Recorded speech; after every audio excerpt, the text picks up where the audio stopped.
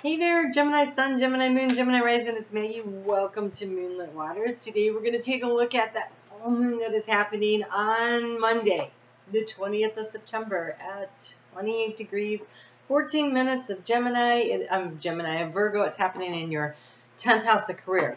So at 14 degrees and 28 minutes, it's at the end of a very large cycle.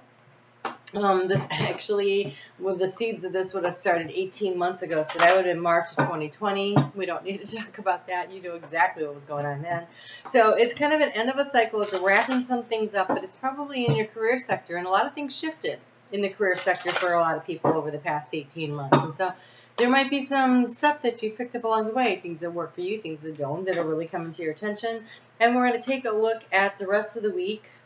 Going forward, so it'll be the 20th through the 26th. I do want to thank you so much for your comments over the last few weeks and for supporting this channel. Basically for showing me appreciation for my time. And really, I can't tell you how much it means to me. I really appreciate it. So here we go. We have safety. Don't be too proud to go back to the shore and direction. Trust your inner compass and find your bearings. What I'm really picking up from that,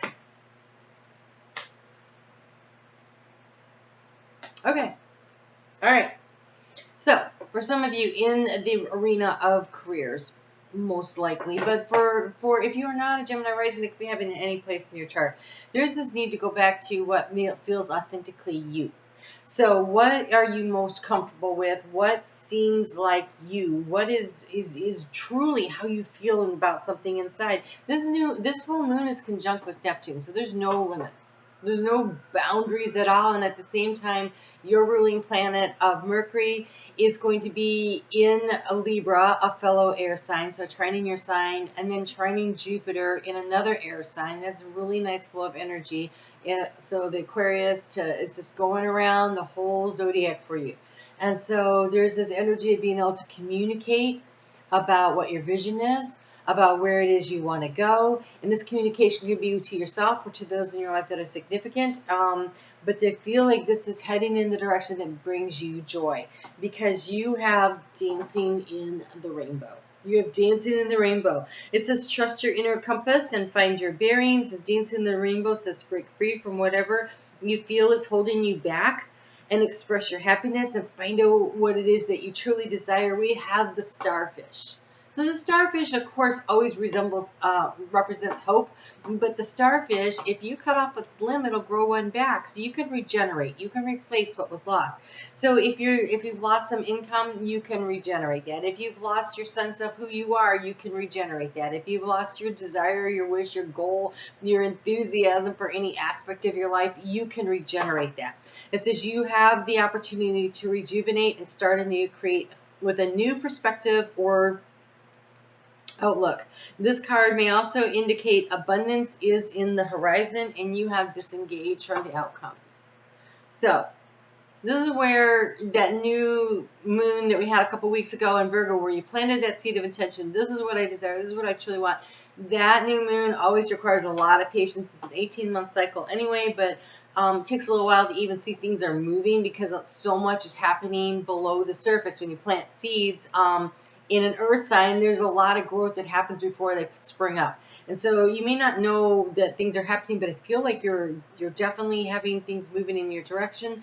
Let go so you can open yourself for the highest love that you deserve. Find ways to release worry or any unresolved lack of forgiveness that might be holding you back.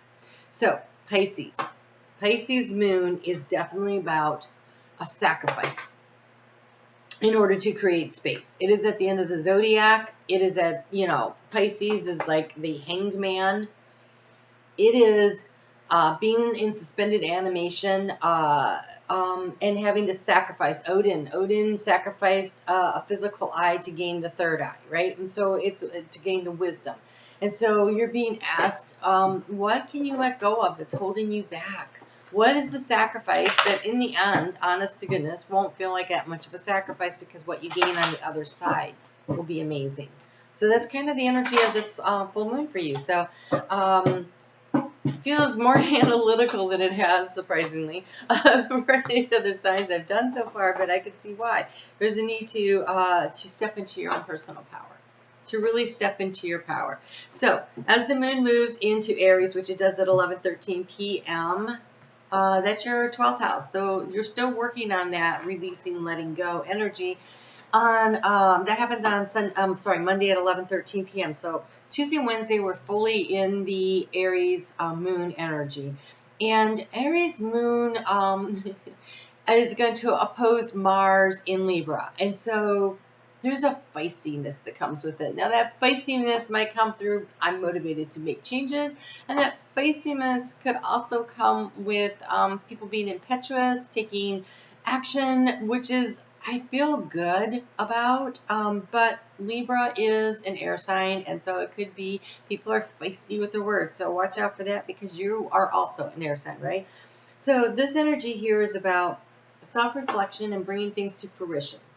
Like, what are the steps I need to take? What do I need to do to make my dream a reality? How can I make this happen? And you're being asked to step into your power. Step into your own personal power about what it is. Okay, so you're really talking about this a lot today. So it is about taking a look at what do you enjoy, what are you good at, and what are you curious about, especially with Gemini. What are you curious about? What do you want to know? And where those kind of things collide, this is generally where you find the direction that you should be moving in, right? And you can always get more education, and you can always like take another course to get a new skill, or follow somebody, or you can always gain more information and knowledge, right, to advance you. But it's what are you curious about? What are you passionate about? So wow, there is a reason for you to really focus on the power that you have within and step into your own power. Power comes from the solar plexus. We exude that out. We when we find the joy and happiness in us, or the passion for something or whatever, that energy is very magnetic, and it draws and attracts to you what it is you need. So we have the release first off, the jealousy. Again, disengage from the outcome, release unforgiveness, things like that. So what area of your life do you need to let go of the lower vibrational negative energies? That person, how did they get that promotion, or why do they have that really nice house, or why is their relationship so much better than mine? Like those kind of questions are very low vibrational. Instead, focus on what can you do to impact the direction that your life is going in, because clearly they figured out how to do that for themselves. It's a gift. It's a thing that they do to allow themselves to move forward, and you also can do that. So instead of being jealous, we go, okay, I'm going to use my power of personal power of stepping into knowing what it is that I want. I am going to connect with my higher self, with my spirit guide team, and I'm going to explain to them, this is my hope, this is my goal, this is my dream, and I am willing to start moving on that path. I'm going to take this step, and when I take this step, I ask that you will show me the next step, because I bet you already know what the first step is, right? So release how it's going to happen. You don't need to know every step. Just say, this is what I want. So if, for instance, your neighbor has a really nice house, and what is the first step you can take? Get out all of your financial records and look at it and go, okay, I'm going to create a budget. That is your first step. And then you look at it and go, okay, well, I need to cut spending in such and such a place. And I need more income. And so you've identified a couple things, and you say to the universe, I would like some opportunities to create more income. And I am open to what it is you're going to show me. And then you start paying attention to the details and see what it is that they show you, where it is that they lead you, where it is that they guide you. Thursday's kind of got this energy, this kind of low vibrational energy. And so if you can use that, because the moon will be in Taurus, to really focus in on next steps. What do you want to do? What do you want to create? Especially if it's in the career or finance sector of your life. And then on Friday, there's a lot more energy coming in to start to motivate you. I think that you're going to find Saturday is the most productive day of the week for you. And then the moon is going to move at 8:36 p.m. into your sign of Gemini as we start moving toward that Mercury in retrograde. So it's really important that this is the week that you put something on paper. This is the week you make a phone call. This is the week where you declare to yourself, to the spirit, and to the divine, this is what I want. Stake your claim this week, because when that moon moves into when the Mercury starts moving retrograde, which it does Sunday night on the West Coast at 10:10 p.m. The rest of the world, we get it pretty much. The rest of the world, we get it on. So Hawaii also will be on Sunday, but for most of us, it's going to be on Monday. And so when that happens, then it's not time to start something new. It's time to do the review and the editing and stuff. So take the action now this week. Plant your flag. What it is that you want. You have reevaluate your priorities. It is time to let go of what you no longer need. And so that full moon is really helping you. This is the magpie bird. This is it. This is where you go, I don't need this bad attitude. I don't need this job. I don't need this group of people. I don't need this really expensive apartment. I could probably do way better if I looked around for something a little more affordable. And then you start making progress toward that. And how can you do that this week? Maybe you just signed a lease and but you can start downsizing your stuff, right? And so clear out a drawer, clear out a space, do something proactive toward your goal this week. And then you have the white owl. The wisdom and the messages of the divine are within you. They're within you. This is your personal power. When you are praying to your spirit guide team, your higher self, to open up the knowledge and the wisdom and the opportunities and your ability to see them. So connect. It is connecting to your higher self is a great way to get things moving and physically do something this week to open up the pathways. All right, Gemini, you have a busy week ahead of you, more than anyone I've talked to yet. So that's what we're saying. Chop, chop.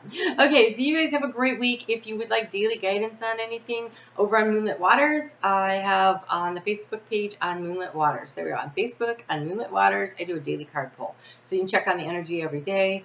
Your mid-month came out last week, so check that out. And if you haven't already hit the thumbs up, I would appreciate you doing it, but I always appreciate your support. Thank you so much. You guys have a great week. Talk to you soon.